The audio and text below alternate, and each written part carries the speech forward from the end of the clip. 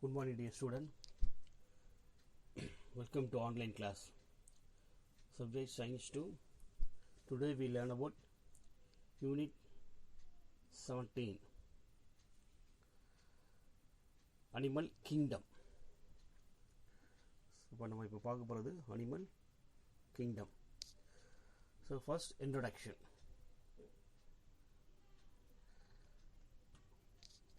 The variety of living organisms surrounding us is incomprehensible.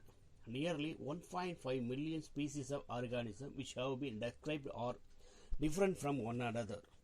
The uniqueness is microbes is due to the diversity in the life forms, whether it microbes, plants or animals. நம்மை சுற்றிலும் காணப்படும் பல்வேறு வகையான உயிரினங்களை எளிதில் புரிந்து கொள்ள இயலாது, அதாவது இன்காம்ப்ரிஹென்சிபிள். ஸோ இதுவரை 1.5 மில்லியன் விலங்குகளின் பண்புகள் விவரிக்கப்பட்டுள்ளன. இவை ஒன்றிலிருந்து மற்றொன்றுக்கு வேறுபடுகின்றன. பாக்டீரியா, தாவரங்கள் அல்லது விலங்குகள் ஆகியவற்றின் பல்வகை தன்மையே அவற்றின் சிறப்பு பண்பிற்கு காரணமாகும். Every organism exhibits variation in their external appearance, internal structure and behavior, mode of living, etc.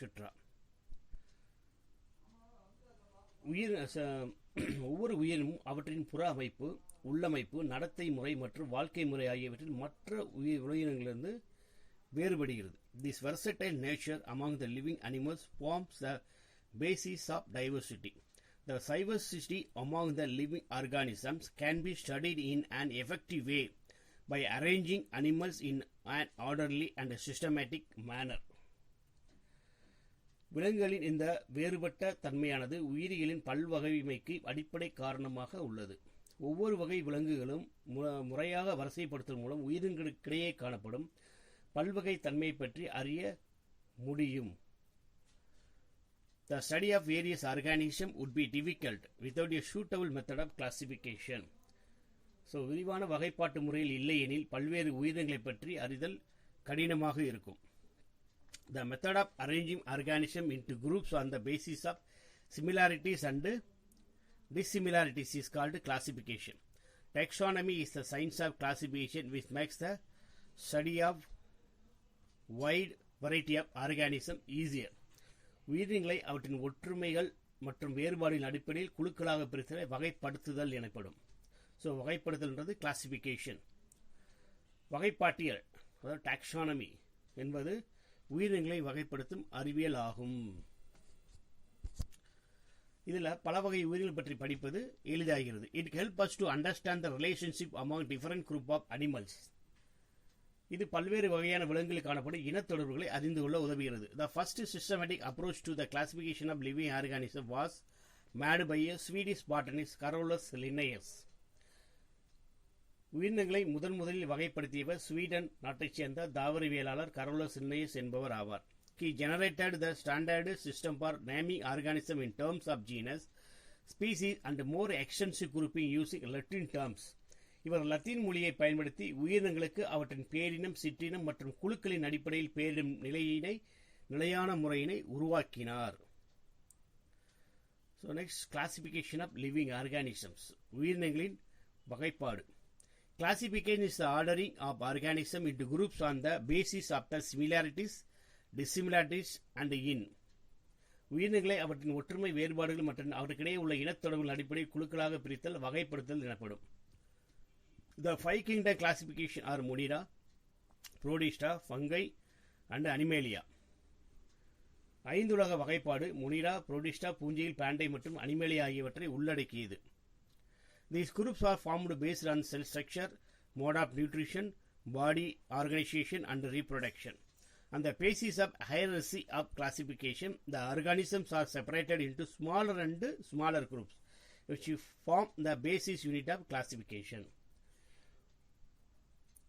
இக்குழுக்களானவை செல் அமைப்பு, உணவூட்ட முறை, உடற்கட்டமைப்பு மற்றும் இனப்பெருக்க பண்புகளின் அடிப்படையில் உருவாக்கப்பட்டுள்ளன. வகைப்பாட்டின் பல நிலைகளின் அடிப்படையில் உயிரினங்கள் சிறிய குழுக்களாக பிரிக்கப்பட்டுள்ளன. அத்தகைய சிறிய குழுக்களே வகைப்பாட்டிலின் அடிப்படை அழகாகும். ஸோ அதான் அது அடிப்படையாளர் ஸ்பீசிஸ் சொல்லக்கூடியது. So first species. Citrinum. It is a lower taxonomic category. For example, that large Indian parakeet Cistacula eupatra and the green parrot Cistacula crameri are two different species of birds. They belong to different species eupatra and crameri and cannot interbreed. இது வகைப்பாட்டிலும் கடைசியான வகையாகும். நம்ம எப்பவுமே எப்படி போக ஆரம்பிக்கும் அப்படின்னா, first kingdom, அப்புறம் டிவிஷன், அதுக்கப்புறம் order, class, family, senior species ஆரம்பிக்கும். ஃபர்ஸ்ட் என்ன பண்ணுறாங்கன்னா சிசிலேருந்தே கொடுக்குறாங்க ஃபர்ஸ்ட். அப்போ என்ன அப்படின்னா, மிகப்பெரிய இந்திய கிளி, அதாவது சிட்டிகுலா இபட்ரா அப்படிங்கிற சிட்டிக்குள்ள இன்னொன்று பச்சை கிளின்னு சொல்கிறோம் இல்லையா, அதுக்கு பேர் இபட்ரா கிராமெரி. ரெண்டு வேறு வேறு ஸ்பீசிஸ், அதுக்கு ரெண்டுக்கும் சம்மந்தமே இல்லை, ஆனால் ரெண்டுமே அது கிளின்னு தான் சொல்லுவாங்க. இவை இரண்டும் தனித்தனி இனத்தை சேர்ந்தவை, அதாவது இபாட்ரா வந்து கிராமெரி. அதனால் இது ரெண்டும் இணை சேர இயலாது, ரெண்டையுமே செய்ய முடியாது. இன்டர்பிரின்னு சொல்லக்கூடிய கிராஸ் பீரியட் பண்ண முடியாது. ஸோ நெக்ஸ்ட் ஜீனஸ், இது பேரினம் சொல்லக்கூடியது. It is group of closely related species which constitute the next higher category called genus. இது என்ன அப்படின்னா, இது நெருங்கிய தொடர்புடைய சிற்றினங்களை உள்ளடக்கியது. ஸோ ரொம்ப க்ளோஸ் ரிலேட்டட். இது சிற்றினருக்கு அடுத்த உயர்ந்த அழகாகும். அது ஜீனஸ்க்கு அடுத்த ஒரு பெரிய இது, அதாவது ஸ்பீசிஸ்க்கு அடுத்த ஒரு பெரிய குரூப்பாக இருக்கும்.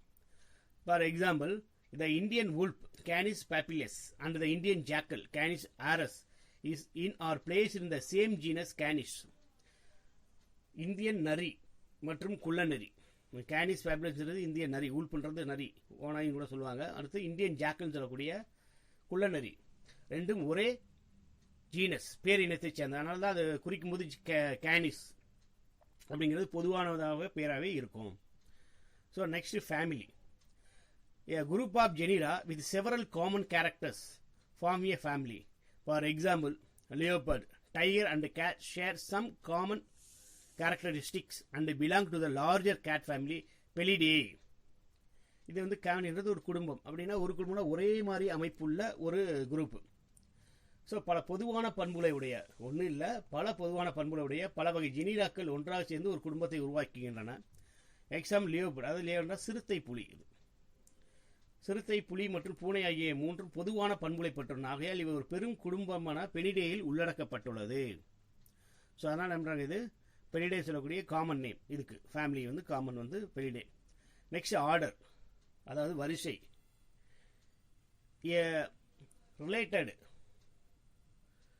Related families having common characters are placed in an order. Monkeys, baboons, apes and man, although belong to different families, are placed in the same order. Primates, since all these animals possess some common. இந்த வரிசையில் பொதுவான பண்புகளை ஒன்றோடு ஒன்று தொடர்புடையது, அதாவது ஒன்றுக்குள்ள ஒன்று related அப்படின்னு சொல்லக்கூடியது. அதனால இதெல்லாம் ஒரே வரிசையில், அதாவது ஆர்டர் கீழே வைக்கப்பட்டிருக்கிறது. குரங்குகள், வாலற்ற பெருங்குரங்குகள். இது மங்கீஸ், பபூன். பபூன்ற வாலற்ற பெருங்குரங்குகள், பபூன் குரங்கு சொல்லுவாங்க. அடுத்து மனித குரங்குகள் மற்றும் மனிதன் போன்ற பல்வேறு வகையை சேர்ந்த அனைத்தும் பிரைமேட்டுகள். நம்மளாம் பிரைமேட் சொல்லக்கூடிய ஒரே வரிசையில் வைக்கப்பட்டுள்ளது. இவை அனைத்தும் சில பொதுவான பண்புகளை பெற்றுள்ளதால் ஒரே வரிசையில் வரிசைப்படுத்தப்பட்டுள்ளன. ஸோ அதனால் என்ன சொல்லுவாங்க, குரங்குல இருந்தால் மனுஷனா, மனுஷன் இருந்து குரங்கா அப்படின்ற ஒரு கேள்வி இருக்கு இல்லையா. ஸோ அப்போ என்ன, இது ஒரே மாதிரியான லெவலில் இருக்குது அப்படின்னு சொல்கிறாங்க. So next features their place in same order, ஒரே ஆர்டரில் வைக்கப்பட்டிருக்கு. அடுத்ததாக class. Related or similar orders together form a class. The orders of different animals like those of rabbit, rat, birds, whales, chimpanzee and human share some common features such as the presence of skin and mammary glands. Hence they are placed in class Mammalia. So இப்போ வகுப்பு, இப்போ order முடிஞ்சிருச்சு. இப்போ வகுப்பு, எந்த வகுப்பில் சேர்க்கறது, ஒரே மாதிரியான ஏஜஸ் உள்ளவங்களை சேர்க்குறாங்க இல்லையா, அந்த மாதிரி ஒன்றுடன் ஒன்று தொடர்புடைய அல்லது ஒரே மாதிரியான வரிசைகள், ஆர்டர், ஒரே மாதிரியான ஆர்டர் உள்ளது, ஒன்று சேர்ந்து வகுப்பினை உருவாக்கின்றன. முயல், எலி, வௌவால், திமிங்கலம், மனித குரங்கு மற்றும் மனிதன் போன்ற ஒரே வகையை சார்ந்த வெவ்வேறு விலங்குகள் தோல் மற்றும் பால் சுரப்பிகளை பொதுவான பண்புகளை கொண்டுள்ளது. இப்போ எல்லாத்துக்கும் மேலே சொன்ன எல்லாத்துக்கும் உள்ளது காமனானது ஸ்கின்னு, அதுக்கு அடுத்ததாக வரக்கூடியது மேமரி கிளான்ஸ். ஸோ இது எல்லாமே ஒரே எல்லாருக்குமே இருக்கக்கூடியது தான். எனவே இவை அனைத்து பாலூட்டிகள், அதாவது மேமல்ஸ் சொல்லக்கூடிய மேமலியா குரூப்பில் இதை வைக்கப்பட்டு இருக்கிறது. Next phylum. இந்த ஃபைலம் என்ன சொல்லுவாங்க, தொகுதி. ஆக்சுவலாக அதை டிவிஷன் சொல்லுவோம். இங்கே பாட்னி சுவாலஜி அது பேர் பைலம். அதாவது தொகுதியின் பேர். Classes which are related with one another constitute a phylum. The classes of different animals like animals, birds, reptiles, frogs and fishes constitute phylum Chordata, which have a notochord or backbone. தொகுதியில் ஒன்றுடன் ஒன்று தொடர்புடைய வகைகள் தொகுதிகளாகின்றன. இவ்வாறு பல வகையைச் சேர்ந்த விலங்குகளை பாலூட்டிகள், பறவைகள், ஊர்வன, தவளைகள் மற்றும் மீன்கள் ஆகியவை முதுகுநான் உள்ளவை. அதான் நோட்டோகார்டம் இல்லையா, அதான் முதுகுநான் உள்ளவை என்னும் ஒரே தொகுதியை சேர்ந்துள்ளன. இது எல்லாத்துக்குமே என்ன இருக்குது, பேக் போன் சொல்லக்கூடிய முதுகு தண்டு அவை உள்ள இருக்குது. இவற்றில் முதுகுநான் அல்லது முதுகு எலும்பு தொடர், முதுகு எலும்பு தொடர்னா அனிமல்ஸ் நீளமாக இருக்குது இல்லையா, அதான் முதுகு எலும்பு தொடர் பேர். இதெல்லாம் இருக்கிறதுனால இது பைலம் சொல்லி ஒரே தொகுதியில் வருது. Next, kingdom. It is the highest category and the largest division to which microorganisms, plants and animals belong to. Each kingdom is fundamentally different from one another, but has the same fundamental characteristics in all organisms grouped under the kingdom. இது மேம்பட்ட வகையாகவும் மிகப்பெரிய விரிவாகவும் உள்ளது. இவற்றில் நுண்ணுயிர்கள், தாவரங்கள் மற்றும் விலங்குகள் உள்ளடங்கியுள்ளன. ஒவ்வொரு உயிரினுக்கும் மற்ற உயிர் குலத்திலிருந்து வேறுபடுகிறது. அதாவது ரெப்டைல்ஸ் வேற ஒரு குரூப்பில் வருது, பேர்ட்ஸ் வருது. ஆனால் எல்லாத்துக்கும் ஒரு பொதுவான ஒரு கேரக்டர்ஸ் இருக்குது. இருப்பினும் ஒரே பொதுப்பண்புகள் அந்த உலகத்தில் எல்லா உயிரிலும் காணப்படுகிறது. அதாவது மேமல்ஸ் இல்லைன்னா நோட்டோகார்டு, அதாவது பேக் போன். இதனால ஸோ உயிரின் வகைப்பாட்டில் கீழே உள்ள படிநிலையில் படி கொடுக்கப்பட்டுள்ளது. The tax of living organisms in the hierarchy of categories as follows. First, kingdom. Second, phylum. Third, class. Fourth, order, family, genus, species. இந்த ஆர்டர் படி ஒரு 7 ஆர்டர் இருக்கும். இந்த 7 ஆர்டருக்கு அப்புறம் தான் அடுத்து என்ன செய்யும், இந்த வரிசைப்படுத்தி இதை கிளாசிஃபிகேஷன் பண்ணுறாங்க. அதாவது ஃபர்ஸ்ட் உலகம், பைலம் சொல்லக்கூடிய தொகுதி, கிளாஸ்ன்னு சொல்லக்கூடிய வகுப்பு, ஆர்டர்னு சொல்லக்கூடிய வரிசை, ஃபேமிலின்னு சொல்லக்கூடிய குடும்பம், ஜீனஸ் சொல்லக்கூடிய பேரினம், ஸ்பீசிஸ் சொல்லக்கூடிய சிற்றினம். நெக்ஸ்ட், பேசிஸ் ஆஃப் கிளாசிஃபிகேஷன், அதாவது வகைப்பாட்டிற்கான அடிப்படை. We can divide in the animal kingdom based on the level of organization, அதாவது arrangement of cells, body symmetry, germ layers and natures of coelom. விலங்குலமானது கட்டமைப்பு நிலைகள், அதாவது செயல்களின் தொடர் வரிசைப்படுத்துறது. எப்படின்னு வரிசைப்படுத்துகிற அமைப்பில் சீரமைப்பு, கருமூல அடுக்கு, அந்த ஜெர்ம் லேயர்ஸ்ன்றது வரிசையாக இருக்கக்கூடிய கருமூல அடுக்கு, மற்றும் உடற்குழியின் தன்மை, சீலம்ன்றது உடலில் உள்ள குழி, உடற்குழியின் தன்மை அடிப்படையாக கொண்டு வகைப்படுத்தப்பட்டுள்ளன. ஸோ அடுத்து லெவல்ஸ் ஆஃப் ஆர்கனைசேஷன், அதாவது கட்டமைப்பு நிலை. Animals are arrange grouped as unicellular or multicellular based on cell, tissue, organ, system. Level of organisation இது எப்படி இருக்குன்னா, கட்டமைப்பு அந்த உறுப்பு டிஷ்யூஸ் எந்த மாதிரியா இருக்குது, அதோடைய செல் செக்ஷன், அதாவது யூனிசெல்லா, மல்டி செல்லா, இந்த மாதிரி இல்லை, அதை அதோடைய என்னது வகைப்படுத்துகிறாங்க. Next symmetry. சிமெட்ரினா சமச்சீர், ஒரே மாதிரியான ஒரே அளவா, எந்த பக்கம் பார்த்தாலும் ஒரே அளவா இருக்கிறது தான். It is a plan of arrangement of body parts, radial symmetry and bilateral symmetry. அதாவது ரேடியல்னா ஆற சமச்சீர்மாங்க, ஒரே மாதிரியா இருக்குது, அதாவது வட்ட வடிவம் இருக்குது. இந்த பைலேட்டர்னா இரு பக்க சமச்சீர், ரெண்டு பக்கமும் ஒரே மாதிரியா இருக்கக்கூடியது. Are the two types of symmetry. In radial symmetry, the body parts are arranged around the central axis. If the animal is cut through the central axis in any direction, it can be divided into similar halves.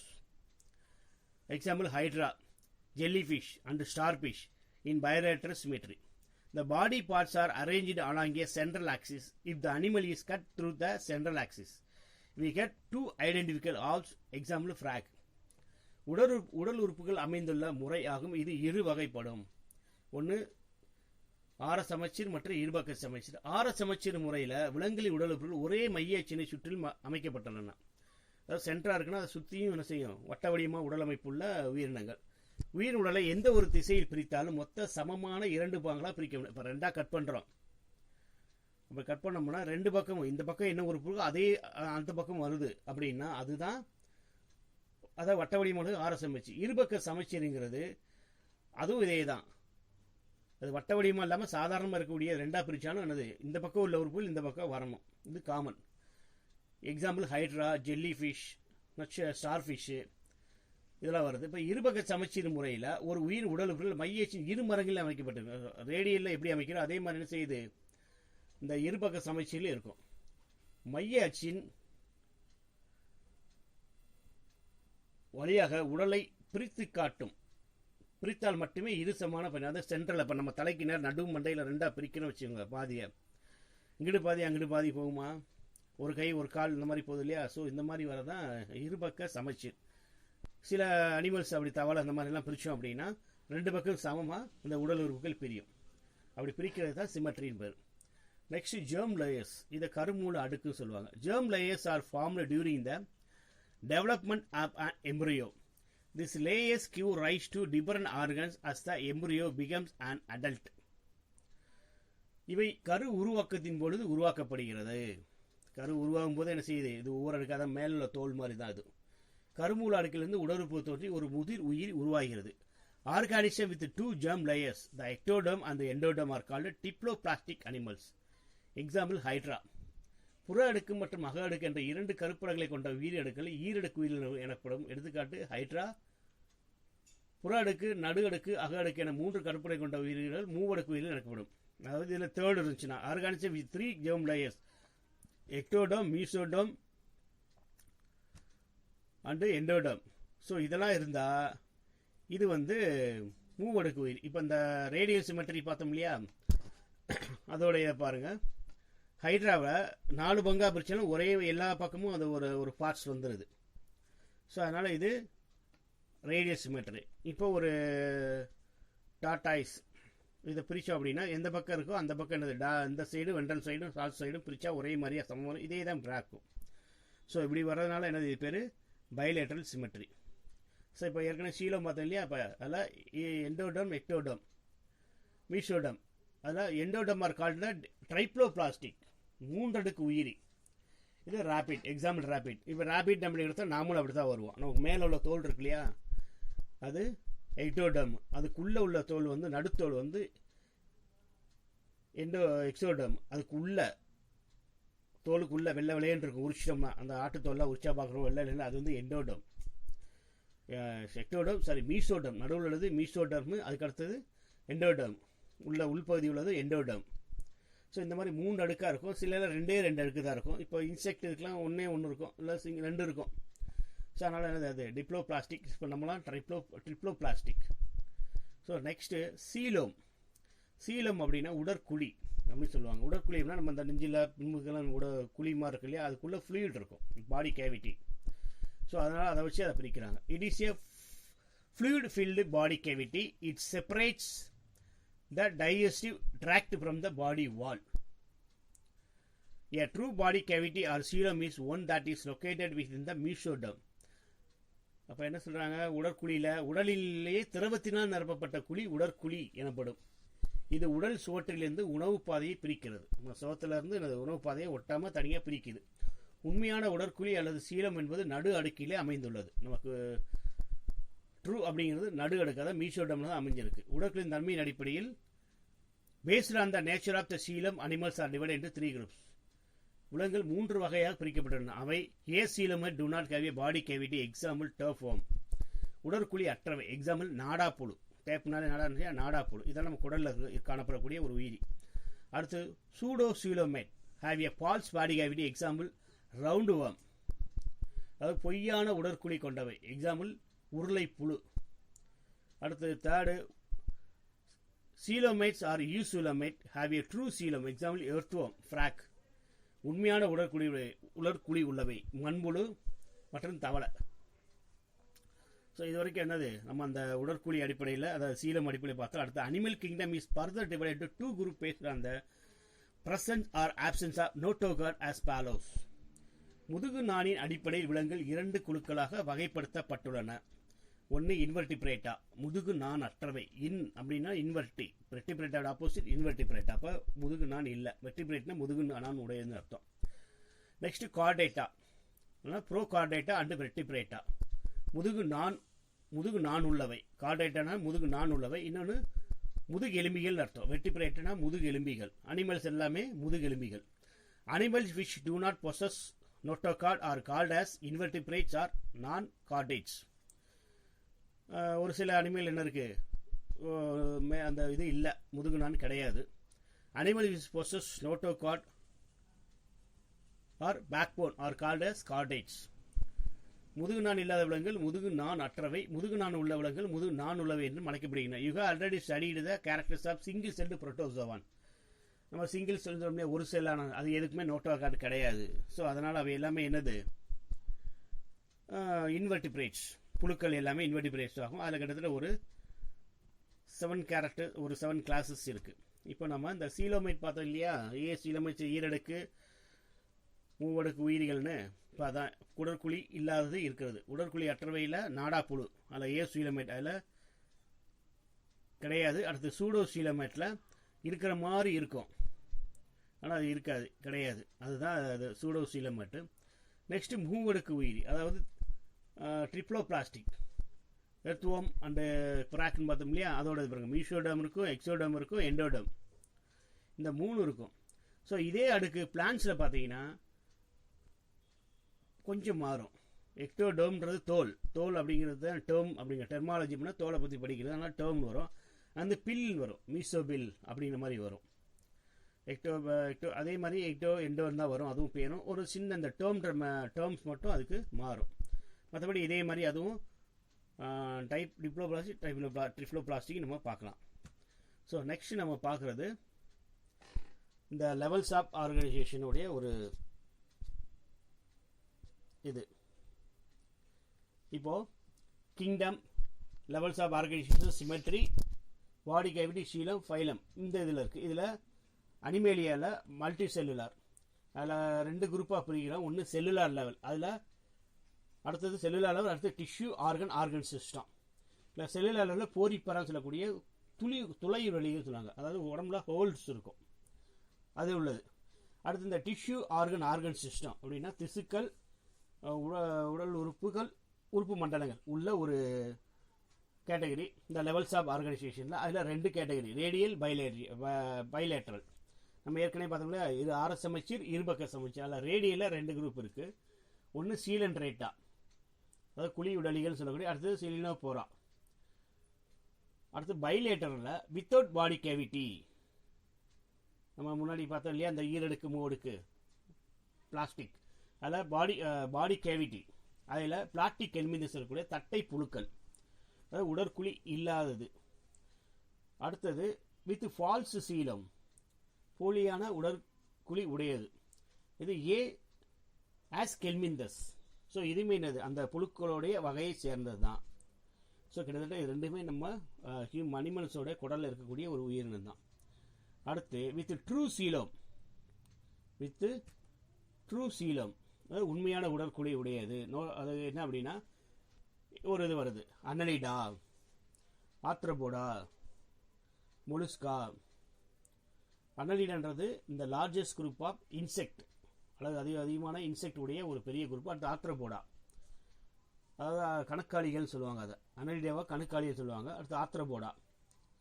Next மொலுஸ்கா, அதாவது soft bodies, இந்த jelly fish, நத்தை, இந்த மாதிரியெல்லாம் மொலுஸ்கா. அடுத்து எக்கினோடெர்மட்டா, முட்தோலிகள், தோல் வந்து முள்ளு மாதிரி இருக்குது, அதாவது ஷார்பிஷ், இந்த மாதிரியானது. அடுத்து கெமிகார்டேட்டா, முதுகு நான் அற்றவைன்னு சொல்லலாம், இல்லை முதுகு நான் உள்ளவை அப்படிங்கிறது. அடுத்து கார்டேட்டா, முதுகு நான் உடையவை. ஸோ இது எல்லாமே என்னது, பைலேட்டரல் சிமெட்ரியில் வருது. அதே மாதிரி வித் ட்ரூ சீலோம். ஸோ இது வரைக்கும் நம்ம கிங்டம்லேருந்து ஸ்பீசிஸ் வரைக்கும் உள்ள ஒரு இது என்னது, இதெல்லாம் அந்த கேட்டகரியில் வகைப்படுத்திருக்கு, அதாவது கிளாசிஃபிகேஷன் பண்ணியிருக்கு. அடுத்து ஆர்கனைசேஷன், லெவல்ஸ் ஆஃப் ஆர்கனைசேஷன் என்ன, சிமெட்ரினா என்ன, பாடி கேவிட்டி அண்டு அதோடைய என்ன ஃபைலம் வரைக்கும் நம்ம இந்த இதை பார்த்துட்டோம். ஸோ நெக்ஸ்ட்டு வேறு டாப்பிக்கோட மறுபடியும் வந்து உங்களை மீட் பண்ணுறேன். நன்றி, தேங்க்யூ.